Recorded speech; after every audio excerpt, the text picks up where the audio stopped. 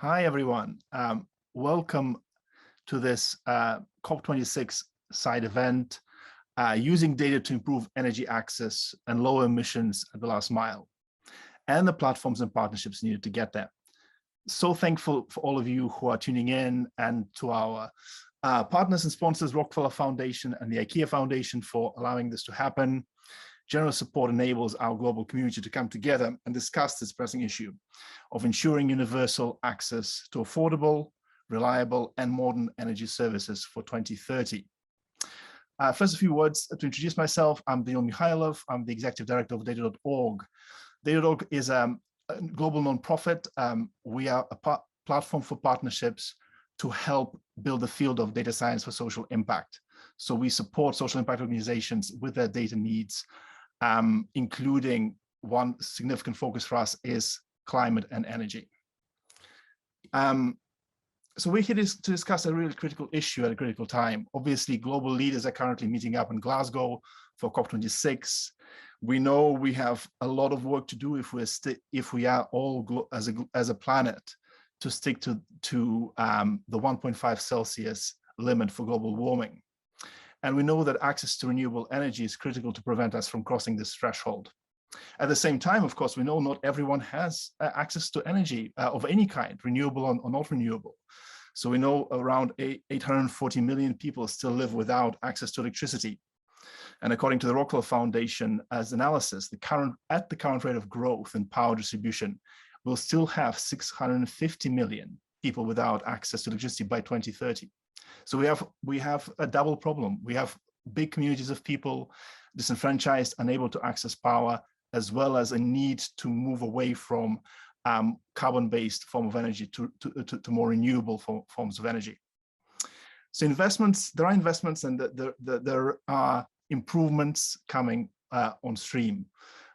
Investments in projects like the Rockefeller Foundation's announcement this past June to join the IKEA Foundation and set up a 1 billion initiative to reduce greenhouse gas emissions and empower 1 billion people with distributed renewable energy are encouraging milestones that get us closer to fulfilling SDG7's goal of ensuring access to affordable, reliable, sustainable, and modern energy for all. Still, there is so much more that is needed. At dataorg, we are committed to helping social impact organizations in the energy sector to build a sustainable future that grants affordable and reliable energy access to people around the world. We see data as a critical component in achieving SDG7 and work with our partners to reimagine how data is collected and used, how algorithms are built, and consider the cultural context to ensure data-driven solutions hit the mark, working with the communities that are affected. I'm honored today to be joined on this virtual stage with you with three brilliant leaders who are harnessing the power of data to improve energy access and lower carbon emissions.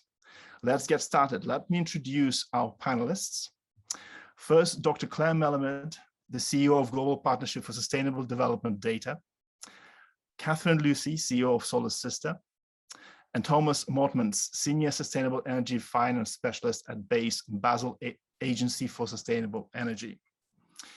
Welcome all, thank you for your time. Let me ask you all to introduce yourselves, and maybe as well as telling us about yourself and your organization, maybe you can all answer our first joint question. The question is, in the face of the tough realities outlined in the recent UN climate report, where do you see opportunity for data to improve access to or use of renewable energy? I'll ask Claire to start. Thank you so much, Daniil, and thank you, everyone. It's a real pleasure to be here, to be talking at this most important of events about this most important of issues. So I'm really delighted at the invitation. Thank you. The Global Partnership for Sustainable Development Data is, like dataorg, a platform for partnerships. We bring together particularly the public sector with the private sector and with many of those same social impact organizations with whom dataorg works so closely. And we really focus on trying to ensure that governments, in particular, those on whom some of the heaviest responsibility rests to change out of the trajectory on global climate, have access to the information that they need to make the right decisions. Clearly, we understand that information is not the only thing that prevents the right decisions from being made. And we will be talking all of this week at COP about the politics. But without the right decisions, without the right information, the politics has a much harder time. So, I mean, really for us, I think, we see data as being critical at every point in the decision-making chain. The IPCC report that you mentioned, Daniel, is built with data. That's the raw material for understanding what is going on.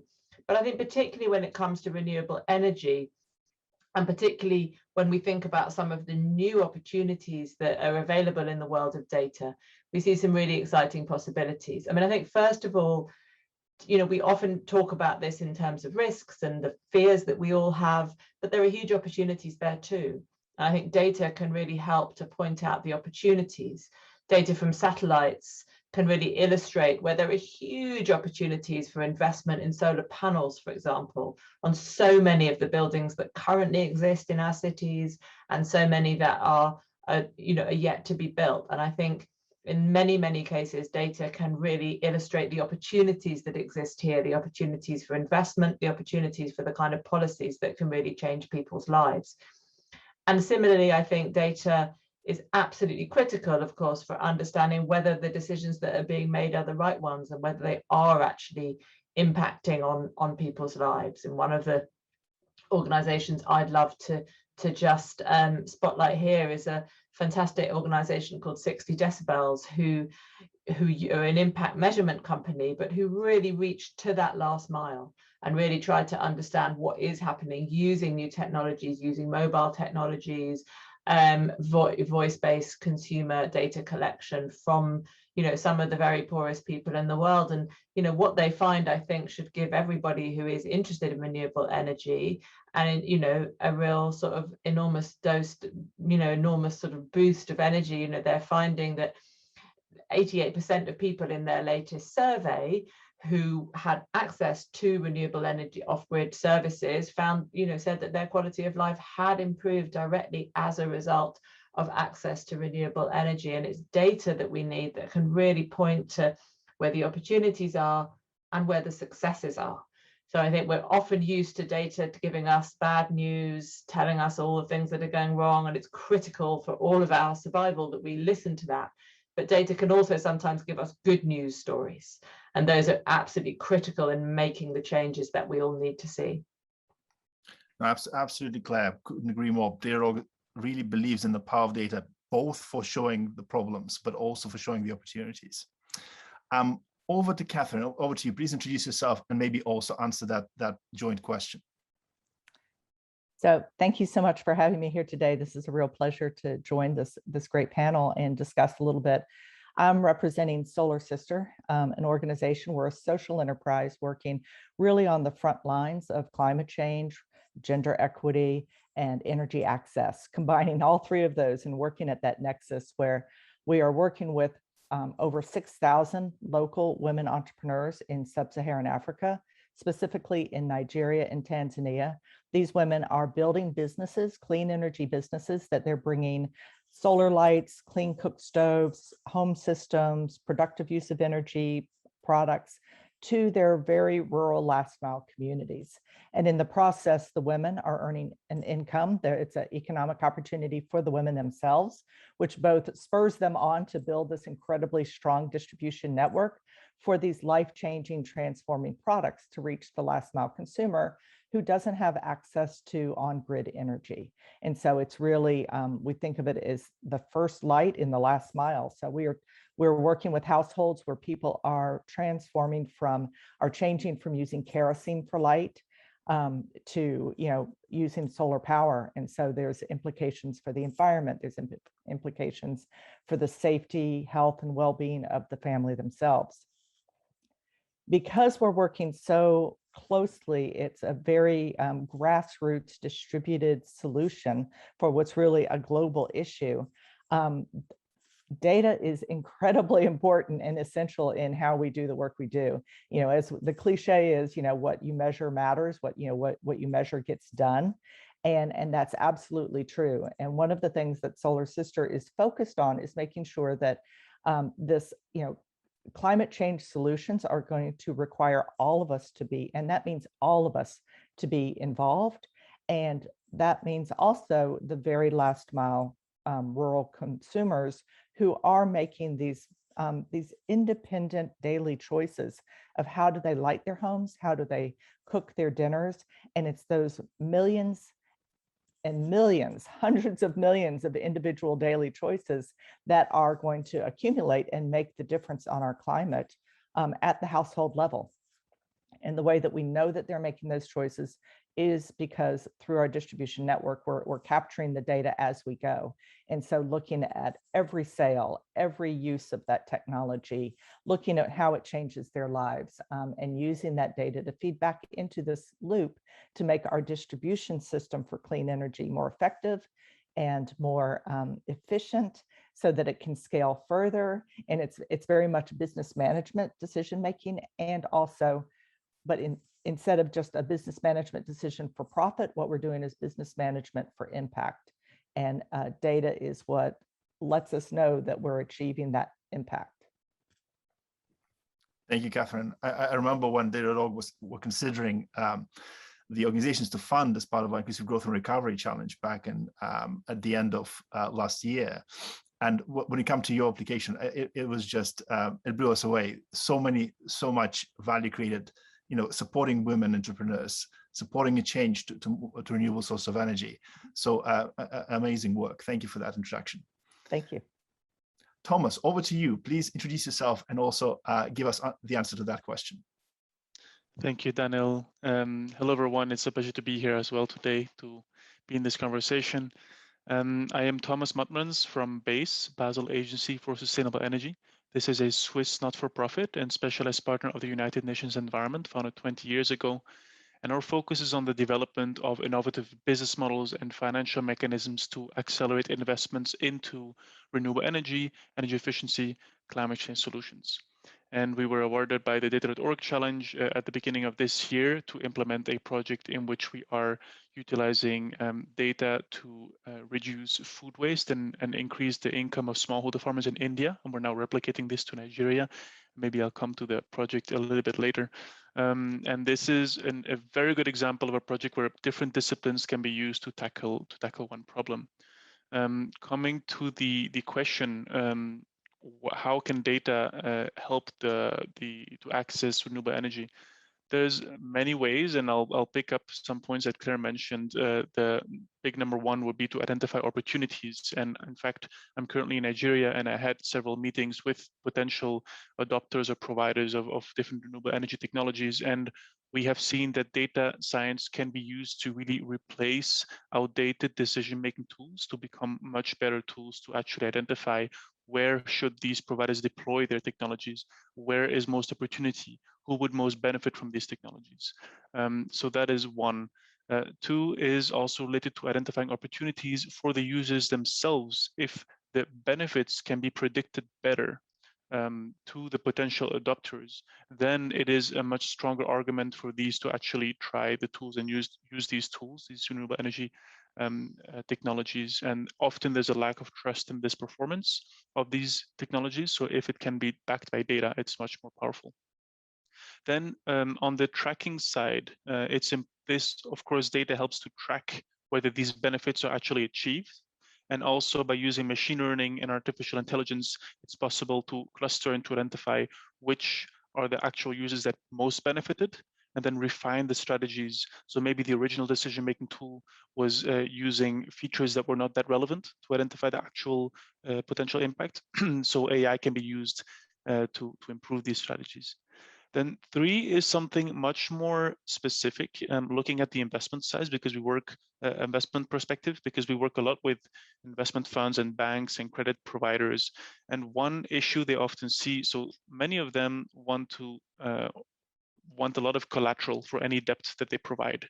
So that means those who receive the credit need to own land, need to own a lot of different assets. And for smaller companies to be able to scale up the operations, this financing needs to move towards cash flow based financing. So instead of looking at what assets does the company own, is what future cash flows can be predicted. And one thing is having someone saying, yes, I will be receiving this amount of cash flow next month.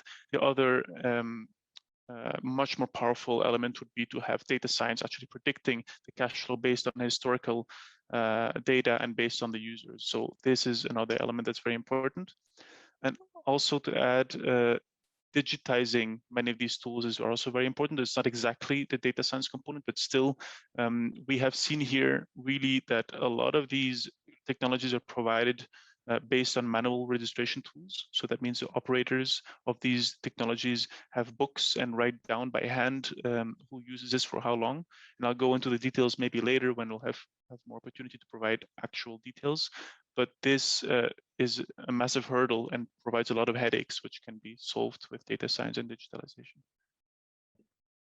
Thank you, Thomas. No, absolutely. There is such an overlap between the utility of tools and interfaces you produce, as well as the data coming out from the other side of it. Great. Now that we've all introduced ourselves, let me dive into some specific questions. So we have a question for each one of you. To give you a heads up, Catherine, I'll ask you the first question, then Thomas to you, and then Claire to you. Catherine, so leading Solar Sister, your work involves investing in women's clean energy businesses in rural communities throughout Africa. And you have successfully reached 2.4 million people across Africa and kickstarted 6,200 clean energy entrepreneurs. Can you speak to your methods and process in using data to reach these women and share some of the challenges you faced in reaching these communities? Are you seeing potential areas for this approach to be expanded beyond the current regions you serve? Yes, so I think the first comment is that the areas that we're working in are by definition, not on the grid. They're hard to reach and they are unelectrified, no access to power, other than we are bringing in clean energy through solar power and charging and things like that.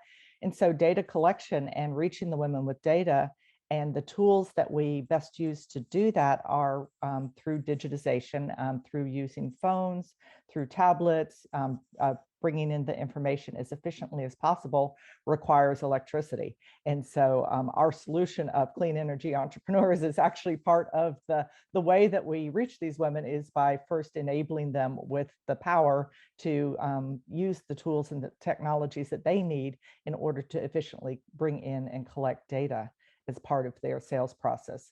And it has to be done, it's very grassroots, it's very much, woman by woman, we're bringing them the tools, the technologies and training to help them run their businesses, understand what the technology is doing for them, collect the data as part of the process so that it's kind of a seamless process of their business. And then most importantly, I think, is really remembering that the purpose of collecting this data loops back. It's in order to make us be able to help them make better business decisions and grow their businesses and reach more people with clean energy. And so the data that we're collecting, and it comes kind of back to head office, and we've got all the aggregated data at the head office, but it has to come back to the women in a form that is interesting and valuable for them. And so, everything that we can learn from data is, we have to make sure that we're not just being extractive of data points, but that the data, how we're using the data, what we learn from it, and the analysis benefits ultimately the women who are providing us that data in the first place. So it's this kind of circular process, and that drives all of our decision making about, what data are we collecting, how are we collecting it, how are we doing it in a way that is respectful and mindful of their time and input and energy, and is it ultimately going to be information that they find useful? And so it's a two-way process. The data is a two-way process. And so that brings us into some really, interesting and challenging where we've learned a lot about, breaking through assumptions about how you look at data, how you analyze it, and then how you use it. And, for our local businesswomen, really listening to them to understand what is going to be important for you to know. How do you see that, and helping build data literacy. at the business level, at this frontline grassroots business level. Thanks, Catherine. I mean, my background is, as some of you know, is both tech and social sciences. So that kind of co-design with the communities, understanding the local context, understanding how data is seen differently by different communities. So you can't just kind of translate the same solution and plant it in different countries in the world without understanding how it might change to serve the needs of the communities. I think is really music to my ears. I think it's hard work. It's often work, as you say, one-to-one with each woman, with each community. You build up that knowledge, but it's very important work, because you end up producing tools which are used and truly useful and truly co-owned by the communities. Mm-hmm. So thank you for that. Thomas, over to you next. At BASE, one of the key areas you and your team focused your work on is in bridging the gap between sectors and key leaders at the nexus of climate solutions and energy sustainability, as you said in your introduction. As it relates to your Inclusive Growth and Recovery Challenge project, your virtual cold chain assistant, can you talk about the design of this project, and specifically how you are using data to enable smallholder farmers in India to access sustainable cooling facilities for perishable foods? What obstacles have you had to overcome in initiating this project? Over to you. Thank you, Daniel. This project is indeed a project that brings together many different disciplines. And maybe I'll give a little bit of background on what we're actually doing. So we have seen that a lot of the farmers in India are smallholders, and a lot of food loss is generated by lack of refrigeration in the cold chain, which is equivalent to 40 million tons of food wasted annually, worth $13 billion US per year in India alone. And we see there the opportunity to use clean technology, renewable energy technology-driven cooling systems to strengthen the cold chain. However, these technologies are expensive upfront, and the users, so the farmers or potential users, do not have knowledge with these technologies and have other investment priorities. So this is where we come in with two components of one solution. The solution, we call it your virtual cold chain assistant, which is on the one hand developing a data science-based software that will enable a number of things. One of them, digitizing a business model, which we call cooling as a service, through which the actual users do not need to make any investment and can store crates of food within these rooms without having to pay upfront. They can just pay as they check out based on the number of days. And the app helps to digitize this inventory. And two, provide market intelligence to the users. So that means what's the best way to store these crops for how long, tracking as well the lifetime of these crops within the room, understanding the prices within the markets over the next days, and making better decisions on when is the good time to sell these crops. Because in addition to the income loss faced by food loss, there's also the income loss due to pressure of selling the crop at whichever the price is today, because if there's no way to store this food in a cold storage, then it will just get spoiled. So that's what we are trying to do.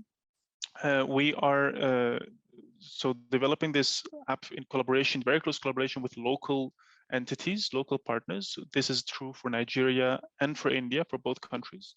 And these include clean technology providers, but also networks of farmers, networks of organizations who do work on agricultural technology or nutrition.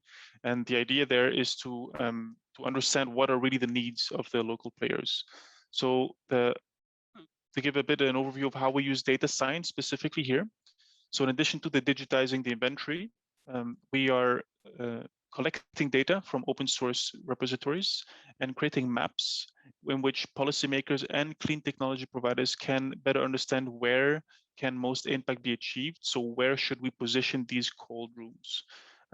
Also, users, farmers could identify, are there existing cold rooms nearby?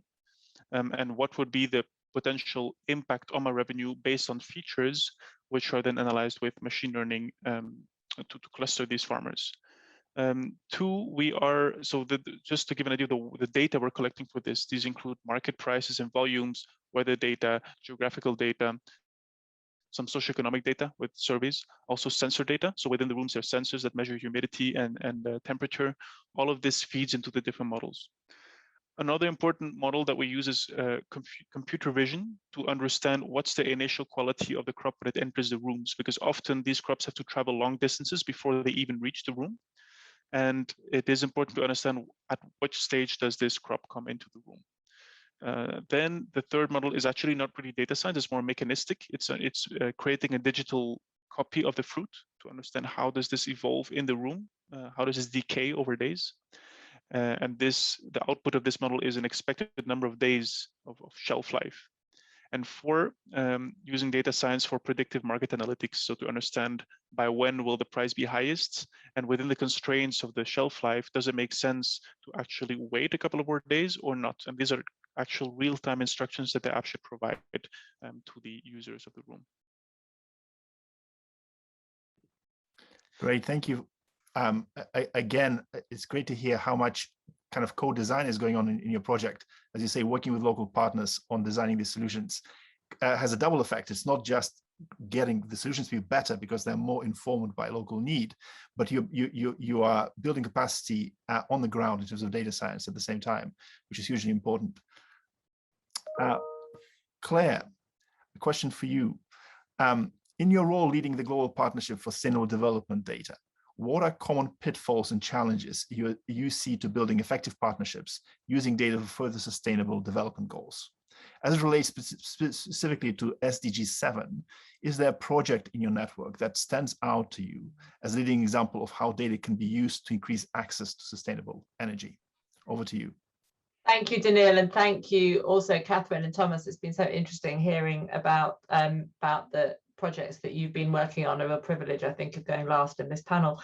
But thank you for the question about the specific project. I mean, I think, let me talk firstly quickly about a project, and then I think some of the ways in which that does kind of illustrate the answer to your question, Daniil, about pitfalls and challenges. I mean, I think one of the projects that we're really excited about at the moment in this area of renewable energy is a platform and a partnership called RESAT, Renewable Energy Space Analytics Tool.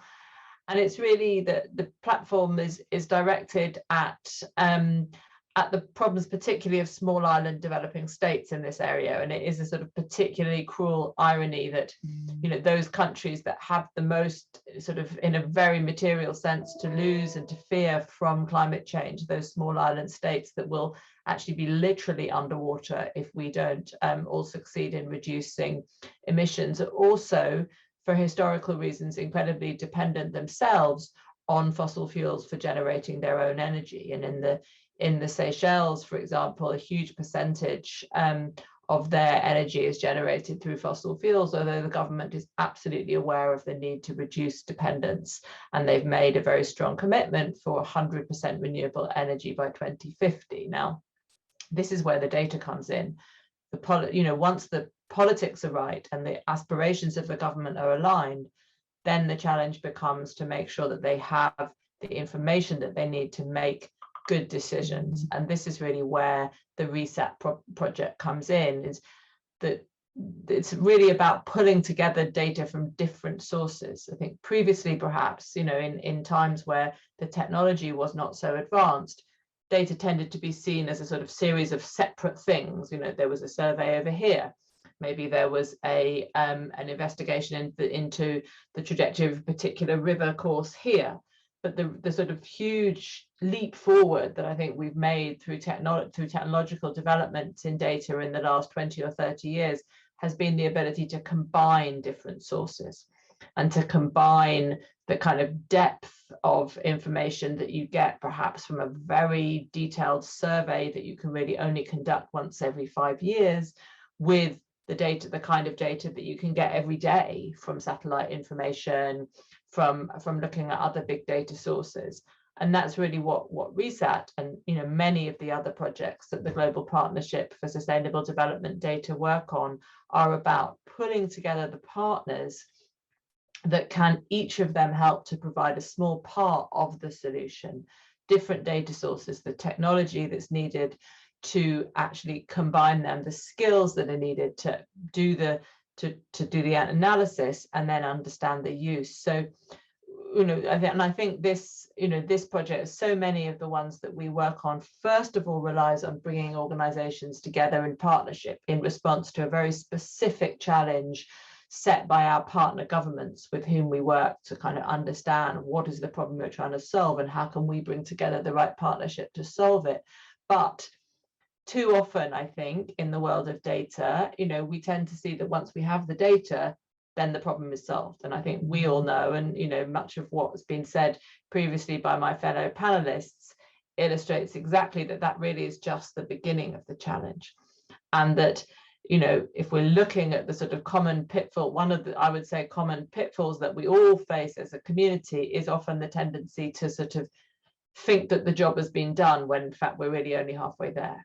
And the big challenge, I think, for all of us is to think about what are the partnerships, what are the relationships, what are the capacities that we need that are all deeply human and not technological at all, and what the absolute sort of necessary conditions for us to get from having a platform, having data, and actually using that data to make the decisions that will change people's lives. And I think it's the political, it's the institutional, it's the human dimensions of data that really are the sort of absolute secret to getting from production to use.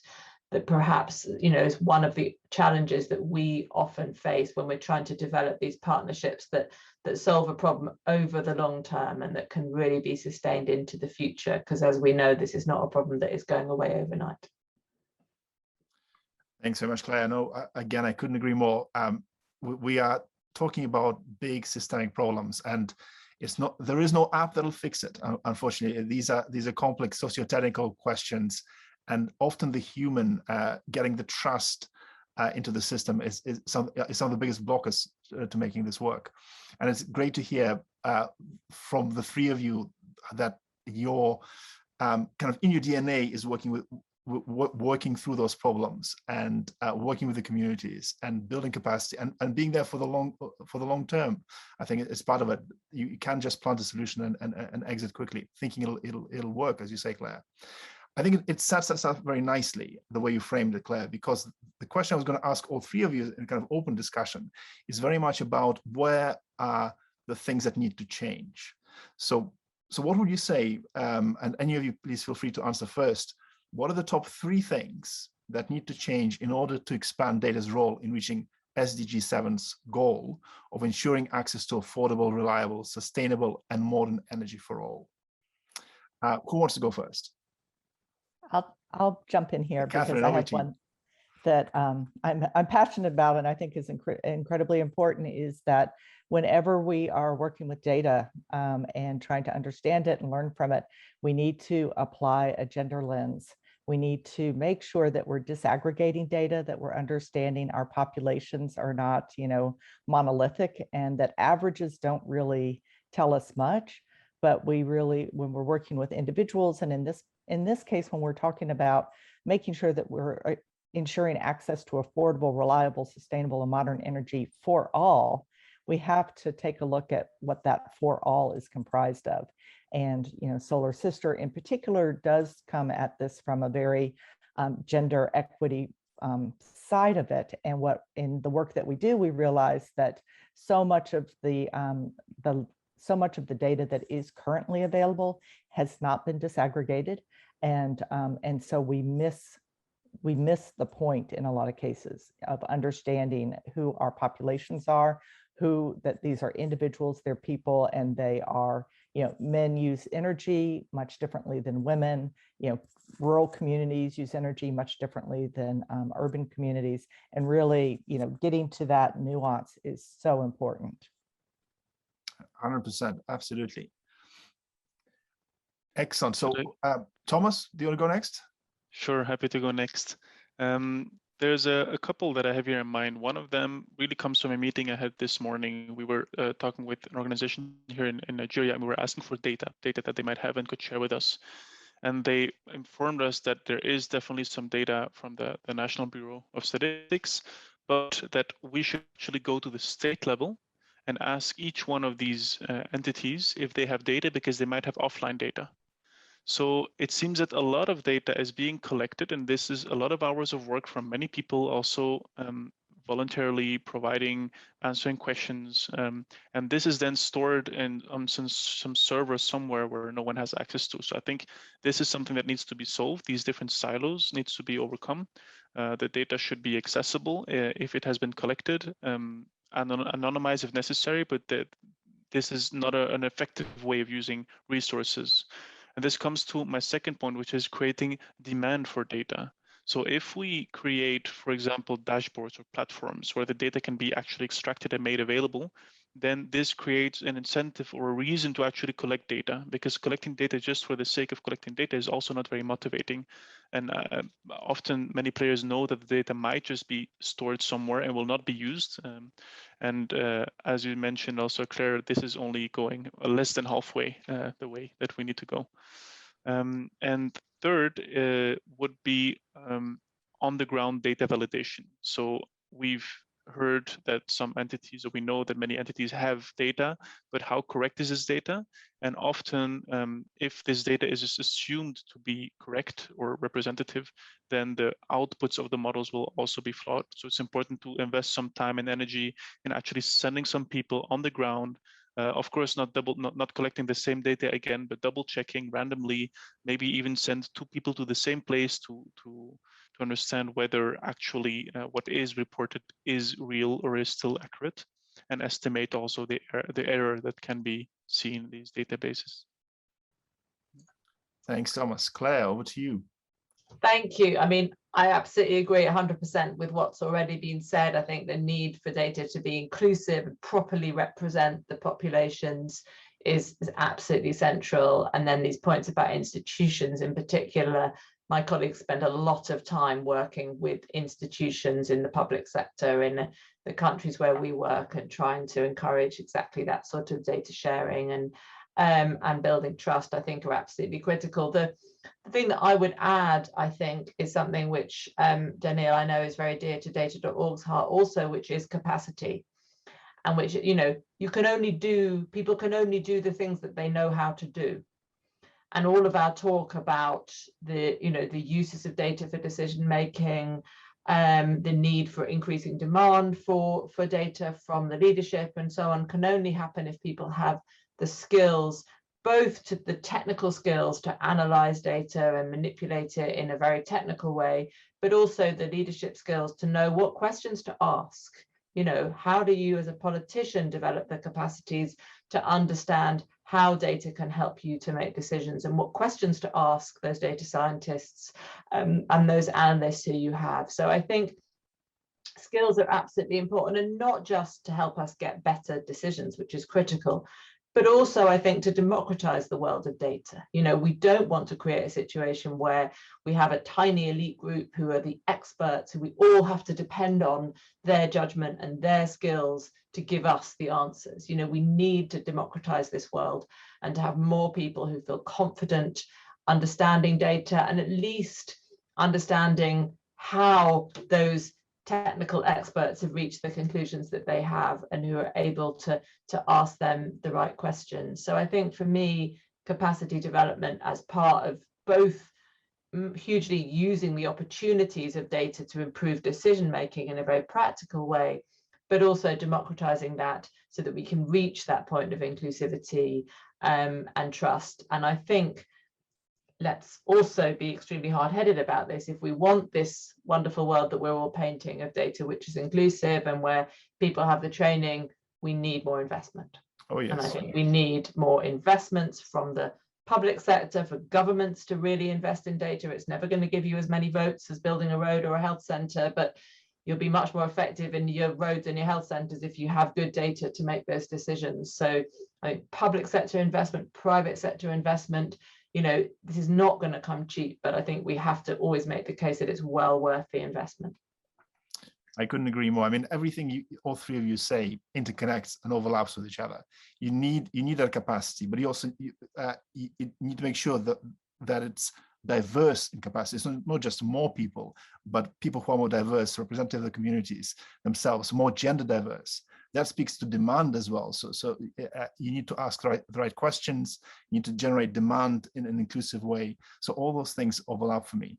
And I couldn't agree more in terms of investment. I mean, Claire, you and I can say as a bit of a foretaste that the two organizations, dataorg and GPSDD, are together currently, together also with JPAL South Asia, our third partner, trying to get a big program off the ground and capacity in India and Africa. So we watch this space, but I couldn't agree more. We've reached time, I'm afraid. We only have a couple of minutes left. So I just wanted to make sure I use that time to thank all of you for your great contributions on this panel today. We all hope, I know that COP26 is successful. We need our political leaders to show will and actually begin to drive towards solutions. That's hugely important. We will do our bit, but we need that political buy-in. We need the investment. We need the push from the top as well. Thank you all for your time today. Thank you to our sponsors, both the Rockefeller Foundation and the IKEA Foundation, for having this sideline event. And thank you to all of you who are watching. We hope to see proper concrete results coming out, all of us. Thank you very much. Bye-bye.